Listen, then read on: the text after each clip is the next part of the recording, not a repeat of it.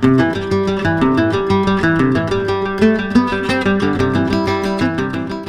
at this point, I want to call on the presenters on stage so that we can have a nice discussion.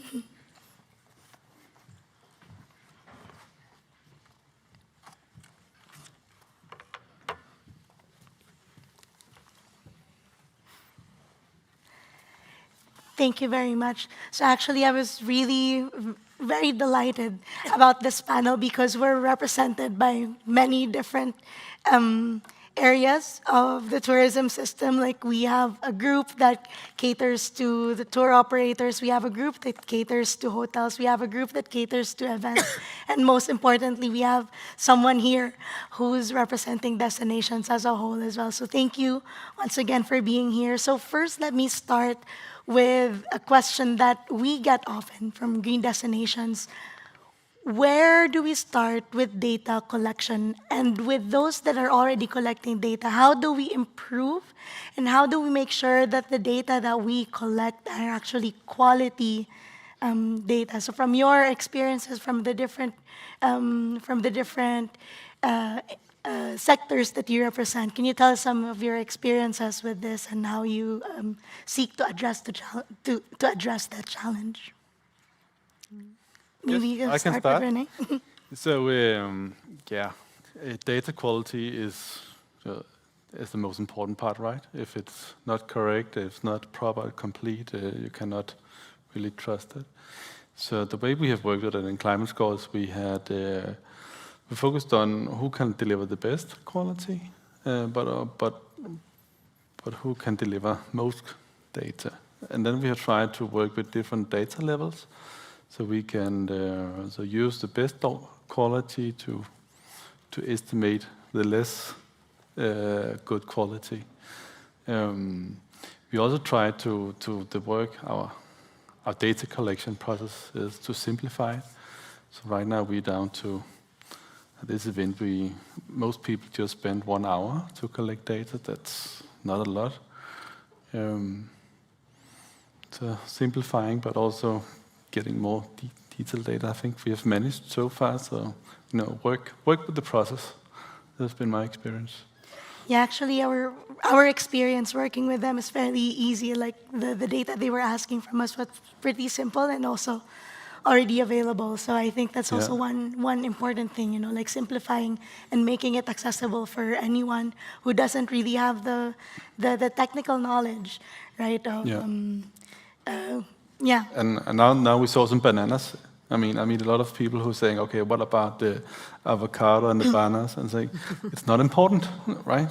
The beef is important, the transportation is important, and I mean, those kind of meters and data points are important. That's good. Melanie, maybe you mentioned earlier that you're also working with independent hotels, and for us, it's also a big challenge that we are working with SMEs and independent accommodations. So from your experience, how do these independent and small accommodations can actually provide or get to the accurate data that we want? Yeah, so for us, it's really about aligning to global standards so that, everybody, first of all, some of the smaller properties, they don't know, like I said, they don't know where to begin and they don't actually know what to do. So we've set up the system so that there is alignment with global standards. And like I said, we've GS2C aligned, there's the Sustainable Development Goals, the different certification standards that are, so requirements are already built into the system. So the way that we've set it up, it helps you to take out all of the guesswork and also all of the research, and we've done all of that for you, so that you know that what you're being called or what you actually decide to measure, because everybody needs different things. Not everybody wants all of the data. That is in alignment with what your peers or what others around the world are also reporting on. So that's where I think in terms of quality, that's where we were ensuring that it is in alignment with global standards. Yeah. And Nina, what about you from a destination point of view?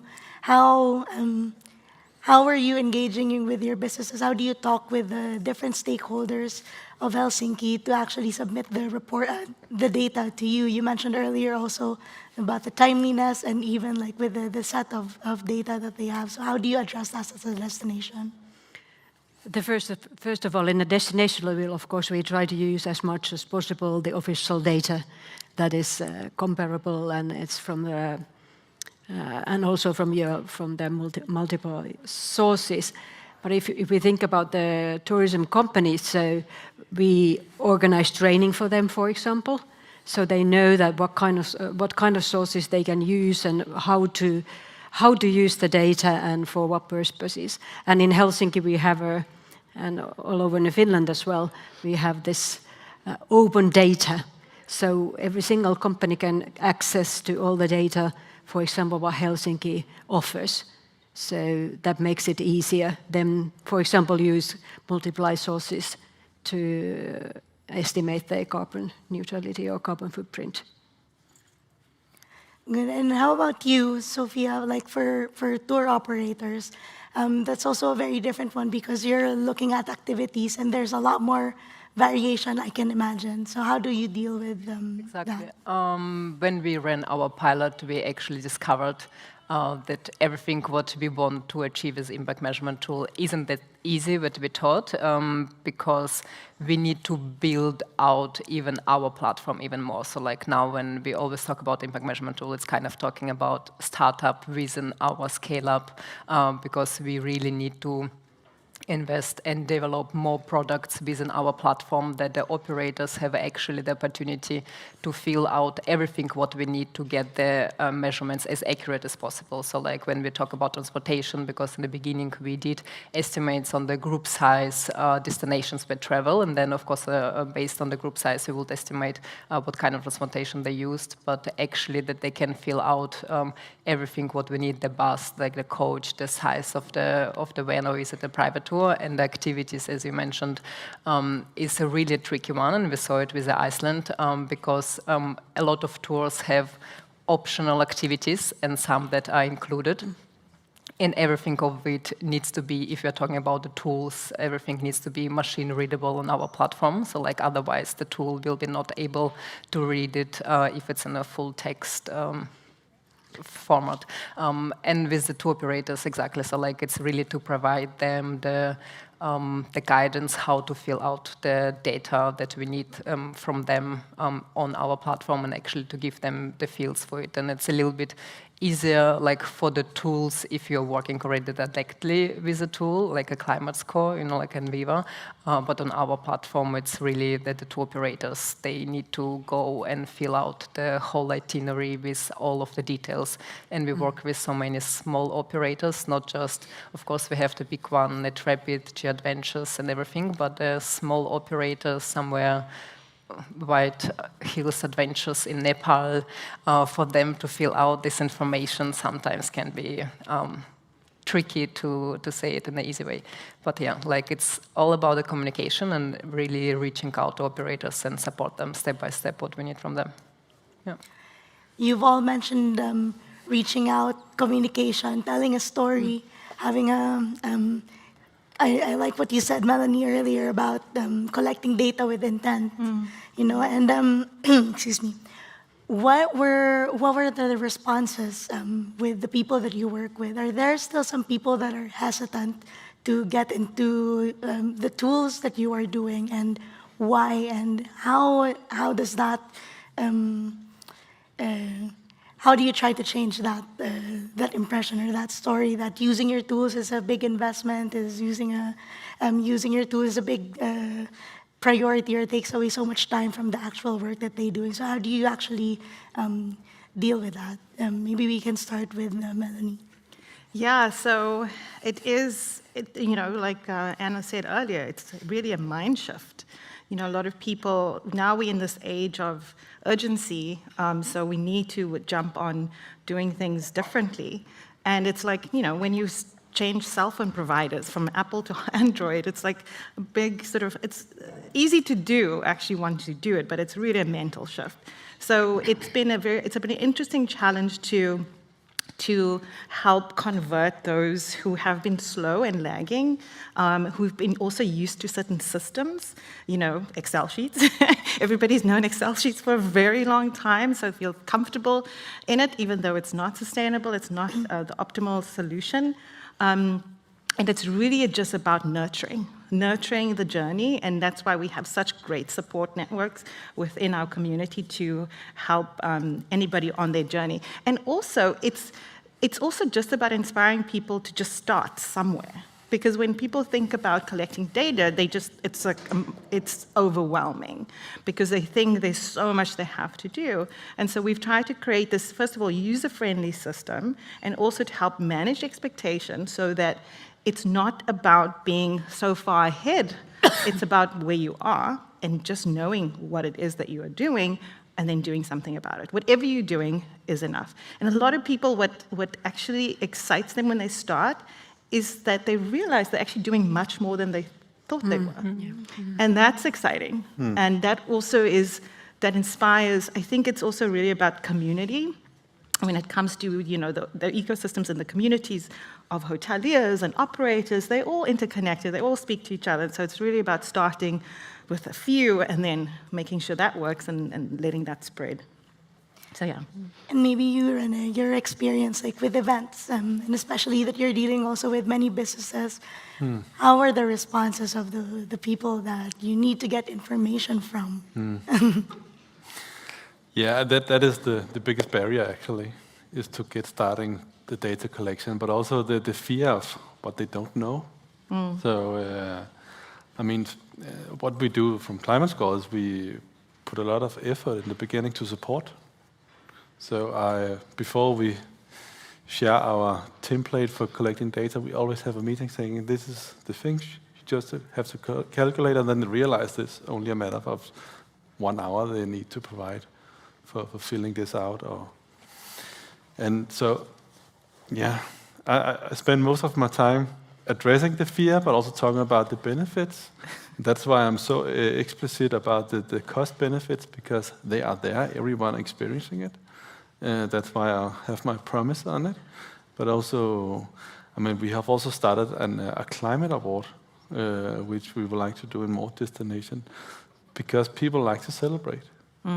And like you said, everyone is doing something for climate and sustainability. So we're just documenting how good you are actually. And the award is just putting focus on that part, saying we are good, we share knowledge, let's share best practice, etc.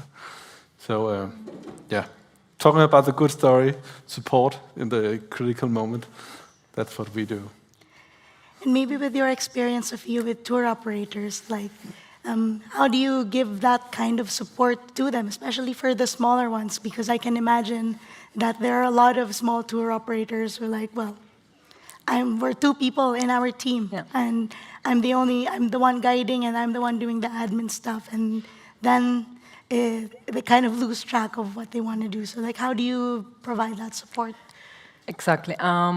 The whole idea of impact measurement tool was actually more in the direction for small operators, because talking to in the beginnings of our sustainability journey, I talked a lot with Intrepid, with the travel corporation. They all have chief sustainability officers in every brand, and which is amazing. But then talking with the small operators, and as you say, we are just 2 people team, how can we do it?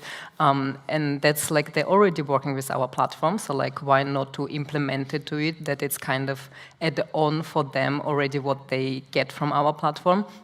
But at the second step, from the next year on, we will roll out the strategy that we will pick each quarter 5 to 8 operators and work with them on actual reduction and of their footprint and putting the targets, how they can achieve net zero, or what the goal is for them. Because again, if it's just 2 people, they would need some kind of support, and they don't have the resources for getting consultancy or something else, and it's just really and it's win-win anyways.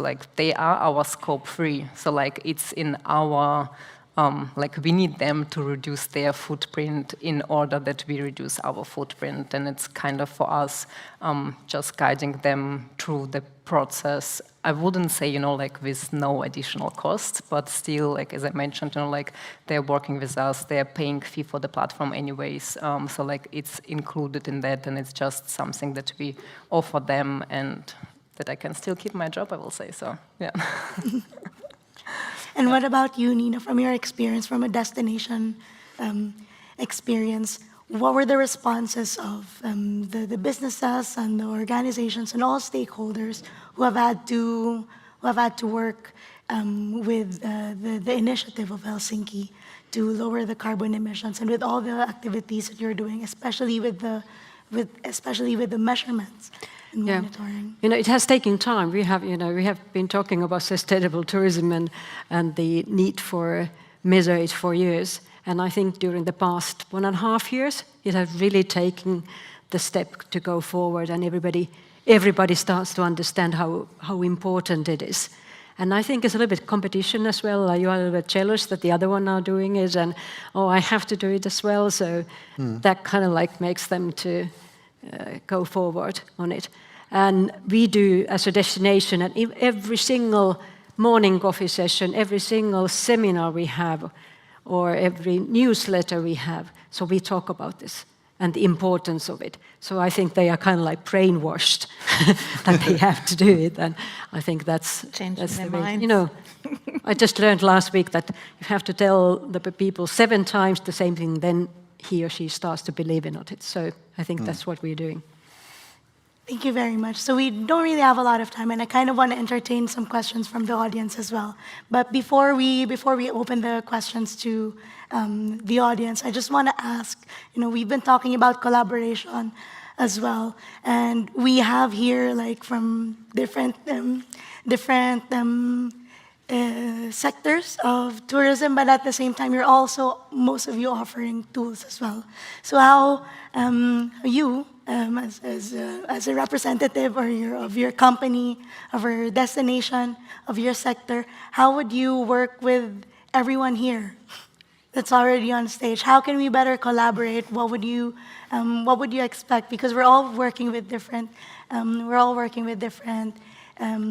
methods, we're all working with different measurements. So how would you work with each other and that we actually make it better? As Anna said, like all the consultants, let's get together and let's all find solutions. So yeah. Can I start? Yes, please. I also wanted to start. I would like to see, as a destination manager or director, that we have a common working framework for this. Yeah. How do we measure the carbon footprint of sustainability or the destination? So that is something. There's so many. I do understand that there are companies offering their products, but it's very hard for the companies as well to say that which one is the best one and which one to use. And then they come to me, which one is the best one. But if we would have some kind of common indicators or some common rules, how do we measure it? In a destination level anyway. That's my wish. That's a very good point. I can imagine that there are a lot of people who come to you and do their pitches. Yeah, Melanie. So actually, when you were doing your presentations, I was writing notes and saying, we need to connect. And because there's certain things, especially as we're building out our tour operator platform and so forth, that I think, we're all want to do the same things. So, and we're each doing our individual components. And why reinvent the wheel? Why not use each other's expertise and focus points and bring it all together? And at the end of the day, you are going to have a lot of different companies still doing a lot of things, but it comes down to value and vision alignment. So that's also as we are working with our different partners, that includes destinations, that includes different itinerary building platforms, booking platforms, and so forth. It's really about do we speak the same language? So that way we can integrate easier. So that's just our approach from a Weaver side. But yeah, I've taken your numbers. I'm glad to hear that. Maybe Yeah, I fully agree. I think my point also in my presentation is there's lots of CO2 numbers out there, lots of tools, and you can start using one of them, another one, and etc. We have now spent many years in developing the one who are fulfilling the right requirements, but also are scientific true. And we have spent time now make it easy. I said people just spend 1 hour collecting data. I mean, I'll be happy to collaborate with all of you and also all of you. And the easiest, way to do that is to start some experience working together, not complicated agreements, etc. Find a simple way, pilot project. I have a pilot project here in Baltics. Right now, we have already 3 hotels and venues, and it's growing. So starting small, grow from there, taking learnings. That's how we get to the carbon footprint neutral. You just assigned today, right? Try it out, small steps. Share knowledge, share best practice. We're all here for the same purpose. Yeah. Exactly. And so I will add on that, we need not to forget what kind of role everyone plays in this game, especially destination managements and governments. And it doesn't, of course, it's matter what kind of tools are used, but for example, destination management, they can look into 2 or 3 different tools and then get the data, align on the data, and define that kind of benchmarks that actually make sense for their destination based on those tools. Because of course there is variety of tools, there's variety of the data there, but the destination can really play the crucial role from bottom up and top down, so what they want to see from the tour operators and what they want to see and have a support from the government. So in the end, it is of course important to collaborate on what kind of data we want to see, that we have consistency in there, but still this upper level, they're the one that can actually say what they want to see from us, and we are just here to give them what they want and what they need. thank you very much. There's so much more that I want to ask, but I think it's time to open the floor to our audience. Can we maybe start with Iyad first, and then we go to Gert? Very, very quick question.